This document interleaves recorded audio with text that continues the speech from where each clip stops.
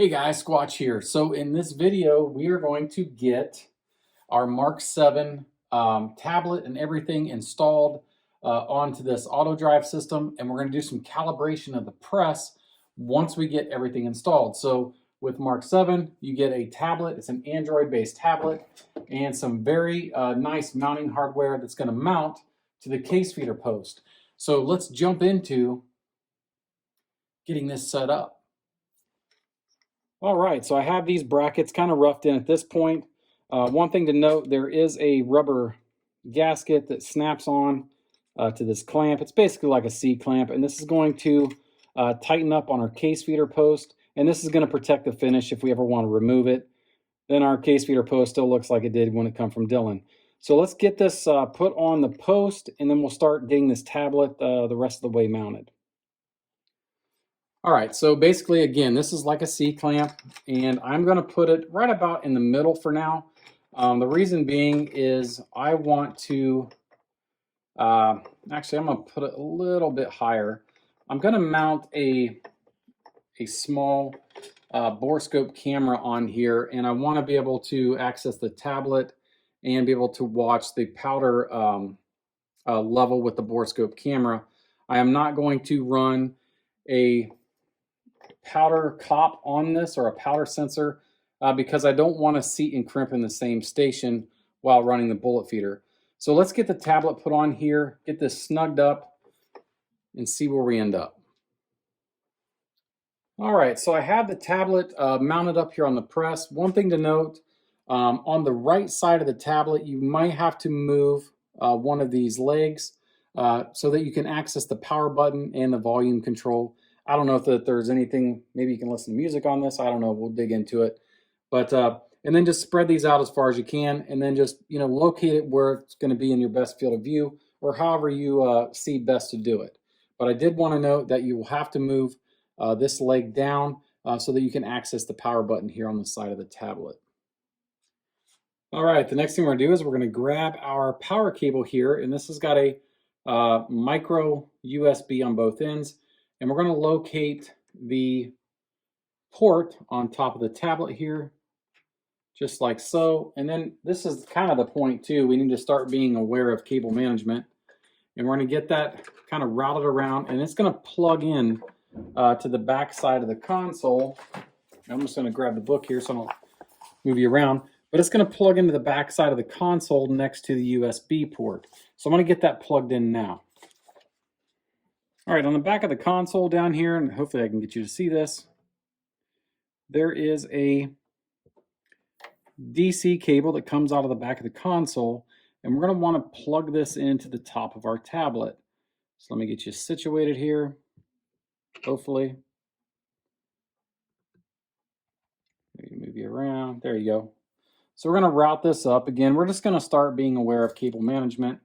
And this is going to locate right next to the USB port that we plugged on previously. All right, so the next thing we're going to connect, this is the DC power for the motor. So there's a plug underneath here that this end's going to go in, and then there's a corresponding plug on the back side of the console right here that this end's going to plug into. So I'm going to get those plugged in, and then we'll get back after it. All right, the next cable we got to plug in. There's two different ends here.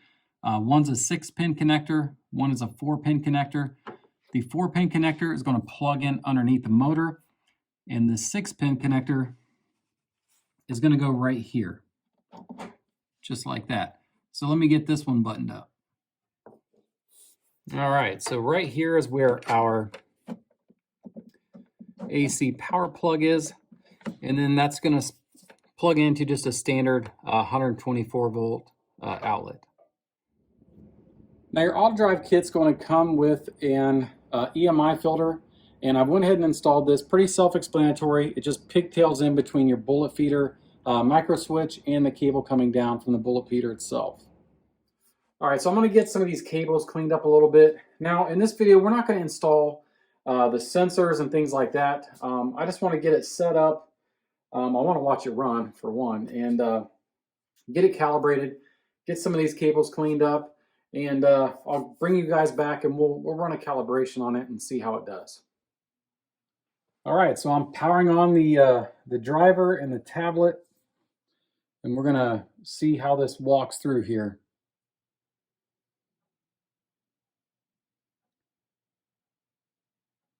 So you guys are gonna see this for the first time. Looks like it's just a thinking screen for the tablet. It's got the Mark 7 logo there crooked. I hope that's not the case. Maybe I got the tablet on the wrong way, but we'll see here. Okay, there we go.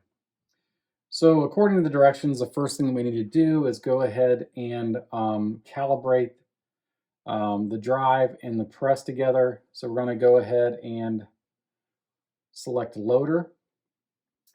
And it's got a warning here. I'm assuming we're going to have to accept a waiver. All right, we're going to accept the waiver.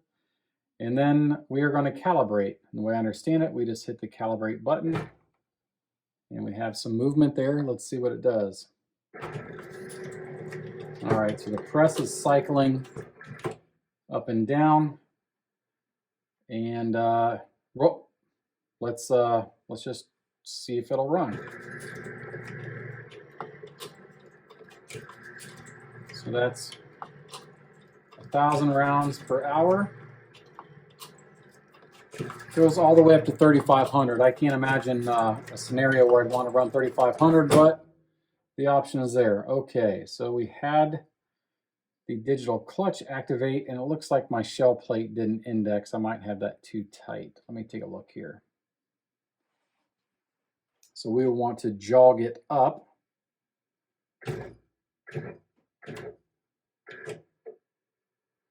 All right, let's try it again.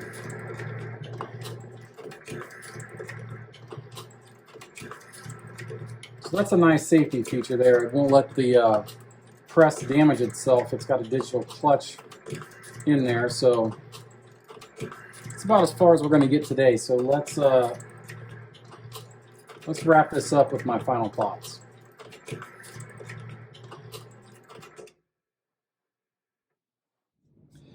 All right, guys, so in this video, we got everything pretty much hooked up as far as the drive, the tablet. We got the cables tidied up.